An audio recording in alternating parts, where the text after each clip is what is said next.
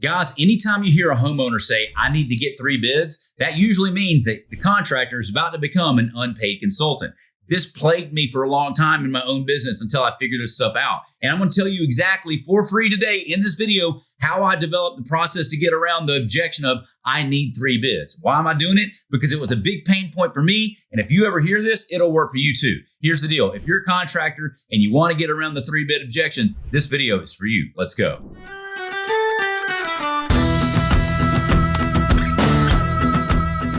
All right, guys, as we get started, do me a favor, hit the like and the subscribe button and drop a comment down below. Let me know where you guys are tuning in from. All right, in this video, we're going to cover a handful of different things, okay? But specifically, we're going to talk mostly about how to get around this 3 bid objection, okay? And this is going to come from a real life story. Her name was Doreen, and this is how I wound up closing a $150,000 deal doing this thing here. And I've done a lot of sales training. I went through Sandler sales training as well. I basically took some of the stuff that I developed in the field, applied it to some of the sales training I did, and this video is going to be giving you some of the stories of how you can deploy it in your business today. Now, the next thing we're also going to talk about is a lot of contractors wind up running all around town. They get handed these third-party inspection reports by real estate agents, and they wind up never landing the jobs. I'm going to show you guys how we wound up landing all of these projects from these real estate agents by asking for these home inspection reports. Here's the deal, guys. If you just ask a few key questions and you gain some intel about what's going on, you can help that agent or help that inspector or whoever that is that you're talking to, and you can still make money. And we're going to break all that down in this video. Here's the deal. I think you're going to love it. I'm going to get it out of the way. Let's go. Another thing that I would do when it comes to estimating and invoicing is, let's say you've got, we're going to stay on the cash pay thing today, I guess. Heck, I don't know. Let's assume that you're dealing with someone that's going to get 3 bids. They're getting 3 bids and you're one of 3. Okay. One of the things that I would do whenever they're getting 3 bids is I would say this. Number one, where are they in the process? Because if they haven't yet got their numbers from those other companies, they're not in a position to make a decision. So the first thing is I'm not going to give them a number until I know they've already got their other numbers. Why? Because they're not in a position to make a decision. Straight up. Shane, how do you get out of that? Well, listen, man, so tell me, what do you need? When do you need it? Where are you in the process? Are you just shopping numbers? Have you already got it? Where are you? And if they say, I'm just now getting bids, I'm saying, great. Has anybody came out yet? And you need to know this. Have they come out yet? Really important. Watch this. Have they come out? Who's come out? When did they come out? Because if she's had 2 other people come out and it was 3 weeks ago and she has no numbers, they don't want that job. That job is garbage. And she doesn't know that yet, but she's figuring it out. So you have to gently drop that bomb on her to be like, oh, so 2 guys came out 3 weeks ago. They still haven't got you any numbers? Doesn't sound like they want the job very much. Listen, ma'am, I would love to be able to help you, but I'm so busy right now. I'll give you a number, but you need to be in a position to make a decision. Those guys, you need to have all your numbers first, and then I'll help you out, okay? And so I'm not going to give her the number until she's ready, willing, and able to make the decision. And until she says, screw those guys, I don't want their number, they're not showing back up, I'm not giving her a number. Does that make sense? And so that's the first thing. Has anybody come out? How long ago did they come out? And if they haven't shown up recently, they ain't coming back. You know they ain't coming back. Because how many times you've been to a project, you've been to a job, and the minute you walked out there, it's like, that lady's crazy. No way I'm doing that job. No way. So you're not calling her back. Well, guess what? That's what crazy people deal with. So they get that treatment all the time. So what I'm telling you is I'm only giving a number if they're ready, willing, and able to make a decision. Okay? That's my deal. Now, the next thing is this. What if, here's another scenario. This is another estimating, invoicing hack for you. Let's say that you've got somebody, you're on the phone with them, and they said, hey, I wonder if you could give me an estimate for this. Maybe it's for cleaning out a crawl space. And I might say, well, listen, ma'am, where are you in process? Have you already got estimates yet? She's like, yeah, I've gotten a couple. I need a third. Great. I'd be happy to give you a third. But if you don't mind, can I ask you a question? Usually when people come to me and they need a third estimate, it's for a couple of reasons. Number one, they didn't trust the numbers that they already had. Number two, they didn't trust the person right? So which one was it? Out of the people that you got, do you trust them and you just want to make sure the money's right? Or the money's okay, but you didn't quite trust the person? Which one is it? And I'm telling you this because if they trust the money, but they don't trust the person, they're not going to hire that dude. They're not going to hire that dude. They're not going to hire him. So I'm still in the game. If they trust the person, but they don't trust the number, this is where the magic's at. You ready? They trust the person, but they don't trust the number. This is how you get them. So here will be the sound bite, by the way. This is how you get someone to tell you what the estimate is without driving out there. Okay. So once they tell you they've gotten two other estimates, you'll say, do you not trust the person or do you not trust the number? Right? Usually, man, that's what I see. When I'm talking to people and they've already got an estimate or two, they either didn't like the number or they didn't like the person. Which one was it for you?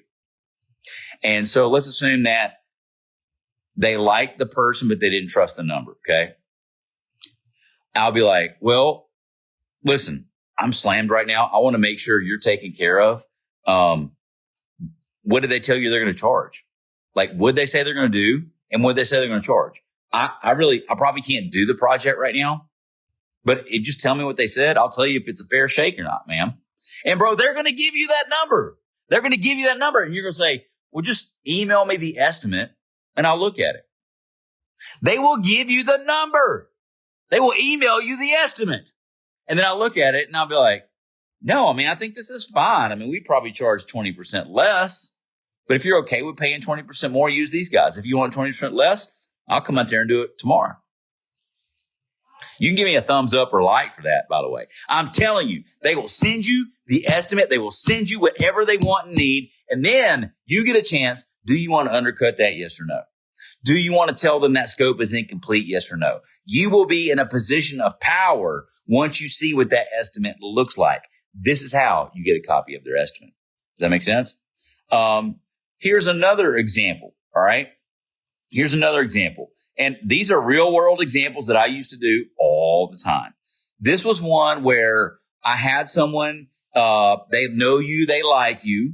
They still have to get 3 bids. Okay. Maybe their protocol, their mandate is they got to get 3 bids from their company, or they got to get 3 bids from the husband or the wife. Either way, this person likes you.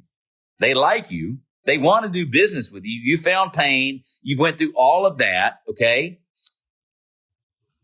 But now we're to the estimating part. And here's how you get them to give you the bid. All right. So they know you and they like you, but they still got to get 3 bids. Here's what I'll do. And I'm just going to tell you the real story because this is a real example I lived through. And she had a name and her name was Doreen. So, and this was a $150,000 deal that I did. Okay. $150,000 deal. And, so I got a hold of her. I was like, hey, well, listen, Doreen, walk me through this. Your problem is this. Here's what that means. I quantified all that for you. I was like, so are you telling me if I can do this and I can fix this problem and it solves this pain and this pain and this pain, right? Can I have the business? If I can solve those problems, this company was doing this wrong. This company was doing that wrong. This company is that, or you got 3 businesses all doing 3 different things wrong that cause this, this, this, and this. If I can solve those 3 things, can I have your business? That's my question. And she'll like, well, yes, of course, but I need you to turn in a bid. And I will be like, okay, well, listen, Sadie, you're going to like this because this doesn't happen to you for a lot too.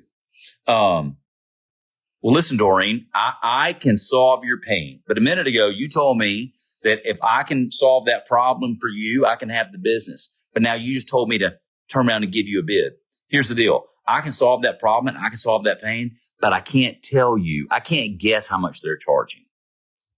I can't guess what they're going to charge. So here's what I'm going to tell you, Doreen. You tell me how much you want to pay. You tell me. I will solve that problem and that problem and that problem. You tell me what you want to pay. Because I can't guess what they're going to charge, but I can solve your problem and I can solve that pain and I can make it all go away. What do you want? And when she gives you the number, now you're back in a position of power to decide, listen, Doreen, I want to help you. You guys are at 132. I'm going to need 148 or more, or we're going to have to change this. Can we change the scope? See, just because the price ain't right doesn't mean you're out, dog. You can reduce the scope to make it more palatable for your business. You can change the scope, rephrase some stuff, package it up different, or lower the price. But here's the deal. If she wants that problem solved or he wants that problem solved, then you just got to say this. If I solve those problems, can I have the business? You tell me where you want me to be, and I will be there. And I'm telling you, she told me that I had to be under 150 grand, so I was 149. And I landed the gig. Okay, and they will tell you where to be. I hope y'all like this. I'm telling you, I've made a lot of money doing this stuff. We ain't even on insurance.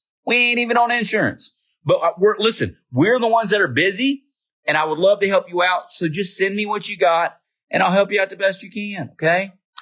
That's a really big one. Hey guys, real quick, in case you didn't know, I help people just like you grow and scale your water damage restoration business. If you are interested in me helping you grow and scale your company, go to workwithshane.com. We hop on a 15-minute call to see if we're a good fit. Workwithshane.com. Now, let's go back to the video. Another important one is this. If you guys are ever doing work for real estate agents and there's something on a home buyer's report before the thing closes, I'm going to help you walk through a home buyer's report before he gets to you, okay?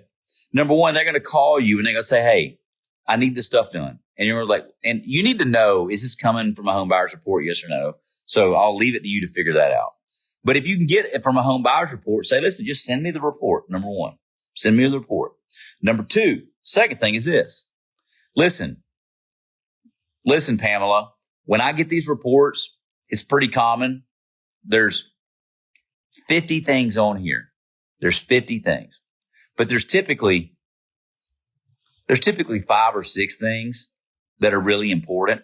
What are the 5 or 6 things of these 50 that really need to be addressed? What are those? So highlight those. Highlight the 5 or 6. Okay. Step 1, highlight the 5 or 6. Step 2. All right, Pamela. So I hope I said her name was Pamela Minnick. I can't remember. All right, Pamela. So I've got those 5 or 6 things. Normally when I see these 5 or 6, only 1 or 2 really have to get done before closing. And the other handful, they just want to negotiate into the price for a lower amount. Let me ask you, which ones are you looking to get quantified? And I can give you a quantified number for that. And which ones do you really need a number to get done? It's okay if y'all smash that heart button and that like button right there. Okay. This is helpful. This is going to save you hours and hours every week or hours every month. Okay. And if you don't do this, you will write real estate agents off forever. And I'm telling you, you make a lot of money from them. You can make a lot of money from them, but they will tell you, you just got to ask them and say, hey, what do you need done? What do you need quantified? Straight up. And there's some cases where they want it all quantified. And if they just want it quantified, that's cool. I'm $275 to write you a detailed estimate. I'm going to write them an estimate for $275 and I ain't going out there, dog. I ain't going out there. I'm just going to write you that estimate and send you that. That's it. I make a little scratch. They get what they need. We're still friends. I didn't waste my time on a Friday afternoon. Okay. And then secondly, if they need to get it done, then you get a chance to work your way in there. Man, we spend a lot of stuff on cash pays today. It's because I made a lot of money in the cash pay world. That's where all the common sense is at. You know what I'm saying? When you get in the restoration industry and the insurance, everybody loses their mind. You got to learn. You can't fight your way out of a paper bag in the restoration industry. These people don't know up from down. I'm telling you. And I'm talking to y'all. You're probably one of them. Okay. Y'all got to spend some time in a real business, figuring out some real hourly rates, how to run a real cash pay business when you're talking to the decision maker and it's not State Farm or Allstate. Okay. You're talking to the homeowner. You got to learn how to charge what you're worth on those jobs. That's where I did it. Okay. When I got in the insurance business, I got kicked in the nuts quite a bit. Okay. So I had to figure that out too. But I'd already figured this cash business out. Okay. So maybe let's jump into the restoration industry in the insurance business real quick for a few minutes. Okay. Some of the myths and misunderstandings in the insurance business. Number one, there's not a single way to do anything or everything. Y'all already know this because you can use Xactimate. You cannot use Xactimate. You can bill them even if you're using Xactimate, you can bill them per hour. You can bill them per unit, okay, square foot. You can bill them time and material.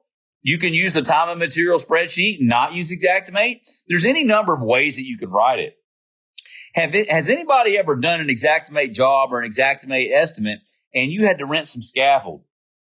And the project lasted so long, I just had an AD moment. If you do an xactimate job and you do recon, if you're doing a recon job and you're doing it in xactimate and it requires scaffolding, please charge them the daily rate for the scaffolding for the 2 or 3 weeks that you might need it. Charge them for it.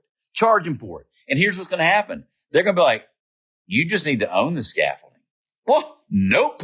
I don't need to own the scaffolding.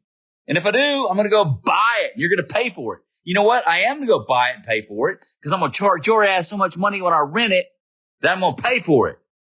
And then I'm going to keep it. And then when it happens again, I'm going to charge your ass again. Sorry. I get fired up. Get fired up. You know, but how many times do you have a piece of equipment or something on a project and they're like, we don't want to pay you the weekly or the daily rental rate. We'll just give you X amount of dollars just to go buy it. Well, of course, because that's what feels good today for them. Y'all, this is your job. This is your project. You understand? This is your job and it's your project. And they want you to charge whatever's best for them. And that's okay. But I'm going to charge whatever's best for me. And that's okay too.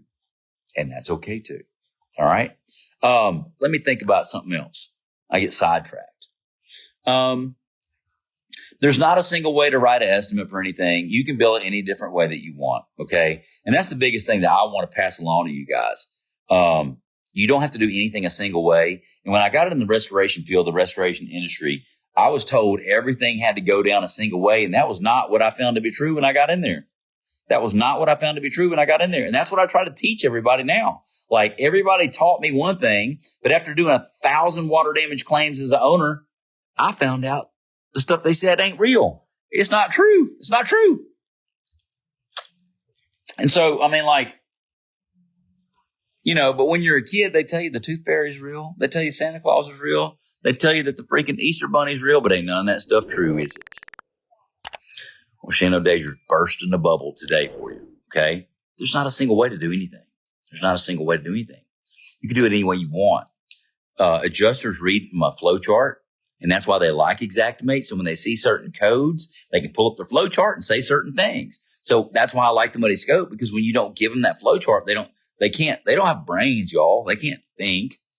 Like, they can't think. They're lazy too. They don't want to do the work. So you have to make it muddy for them. Okay. Guys, if you didn't already know, the 2 biggest problems you're going to have in owning a restoration company are this. Number 1, getting consistent water damage jobs coming in the door. Number 2, getting paid what you're worth for those water damage jobs. For that reason, I'm addressing both those problems with these videos to my left or right. On one side, it's about getting jobs. On the other side, it's about getting paid. Go over there, click the link. I'll see you in the next video.